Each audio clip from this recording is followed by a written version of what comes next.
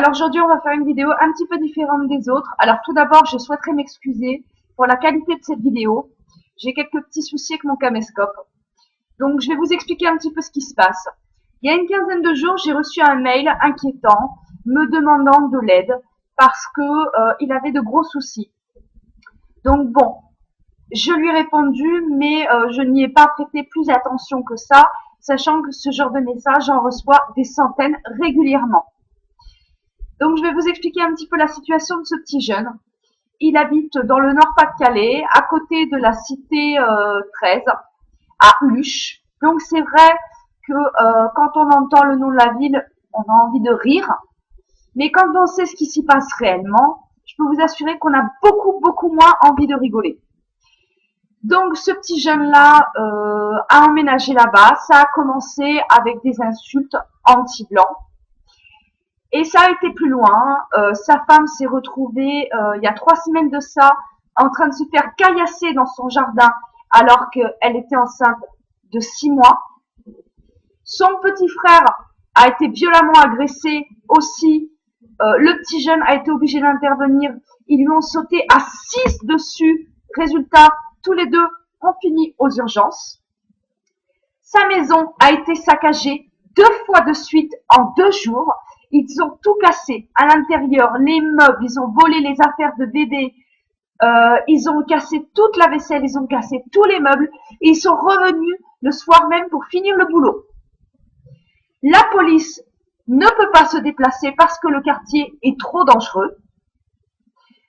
Les services sociaux sont au courant, la mairie est au courant, le bailleur social est au courant, les services de police sont au courant, mais personne ne se bouge. Donc là, il m'a appelé au secours parce que sa femme, à cause de tout ce stress, vient de perdre son bébé dans la journée d'hier.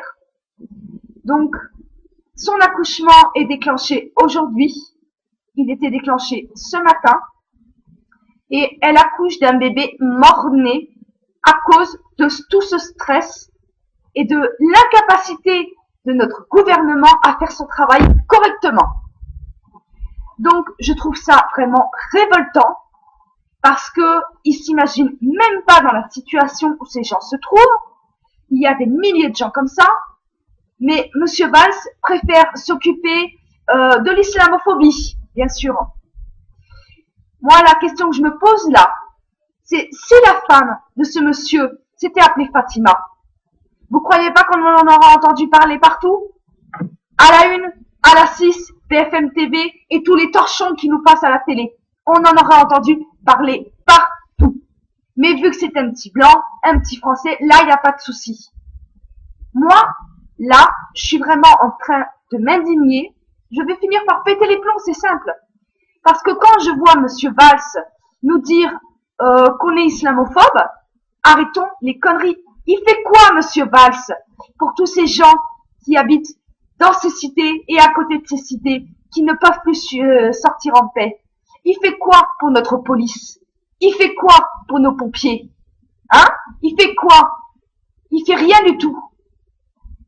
Mis à part protéger sa police, enfin, sa police politique. Vous savez très bien de qui je parle. Je parle des antifas. Parce que nous sommes considérés comme des fachos, alors que ceux qui sont considérés comme des fachos, c'est ceux qui aiment leur pays, qui veulent garder leur pays comme il était avant. Nous sommes considérés comme des fachos. Nous n'avons pas de casier judiciaire pour les 3/4. Mais c'est nous les fachos et c'est nous les gens dangereux. Donc il serait peut-être bien de remettre les choses en place et qui se posent des questions et qui se bougent maintenant. Parce que le temps des dialogues est fini. Il faut se bouger, envoyer l'armée. Parce que c'est pas possible comme ça de laisser des familles vivre dans la peur. Des femmes perdent leurs enfants à cause du stress. C'est de la non-assistance à personne en danger. Je suis désolée. Le gouvernement ne fait pas son travail. Donc là, il faut qu'il arrête les frais là.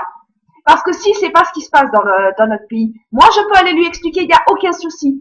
Des témoignages, j'en reçois des milliers. Et je peux vous assurer que lui aussi. Mais lui, il s'en fiche, parce que le soir, il est tranquille dans sa belle et grande maison, en sécurité. Ça le dérange pas, Monsieur Valls. ainsi que tous les guignols qui sont avec lui au gouvernement.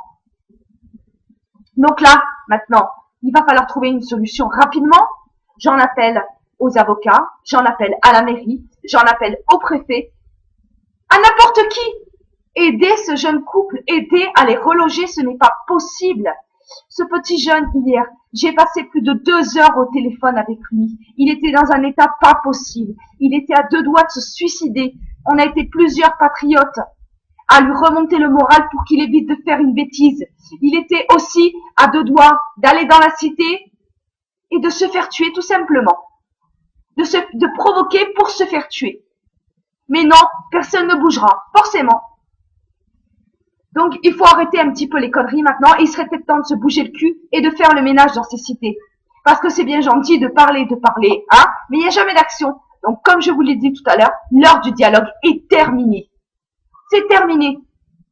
Ou ils se bougent, ou ben c'est nous qui allons finir par nous bouger parce que on va pas laisser les gens comme ça se faire agresser, finir à l'hôpital, des gens qui se font saccager leur maison, brûler leur voiture, et nous, on continue à rien dire, alors que la police ne peut même pas y mettre les pieds. C'est pas possible. Quand je vois que ma petite sœur m'a appelé il y a 3 jours pour me dire qu'elle s'était fait insulter de tous les noms parce qu'elle porte la même chose que moi autour du cou, il y en a ras-le-bol des zones de non-droit. Il y en a ras-le-bol. Là, je suis en colère. Et on est tous en colère. Alors, les gens, là, sur le web, on essaye un petit peu de les calmer. Mais le problème, c'est qu'on va pas réussir à les calmer 10 ans non plus. Donc, qu'il arrête de se poser des questions, qu'il prenne le téléphone et qu'il nous envoie l'armée. Parce que là, il y en a ras-le-bol. Il se rend pas compte de la situation. Lui, tout ce qu'il fait, c'est oui, mais bon, vous êtes islamophobe, vous aimez pas l'islam. Ouais, c'est ça, hein, mon cul. Il y en a ras-le-bol, hein, l'islam. Hein. Il y en a ras-le-bol. Il y a des problèmes constamment avec l'islam. Moi, je suis menacée. Je suis sur le mur des antifas, ce que j'appelle leur police politique. Parce que eux, ces jeunes hommes, sont beaucoup plus violents que nous, qui sommes considérés comme fachos. Pourquoi? Parce que je défends la police? Parce que je défends les pompiers? Parce que je défends les civils, l'armée? Mais c'est votre travail, ce n'est pas le mien. Il serait peut-être temps qu'ils se mettent les idées en place, là. Donc voilà, il faut pas que il faut pas que ce crime reste impuni.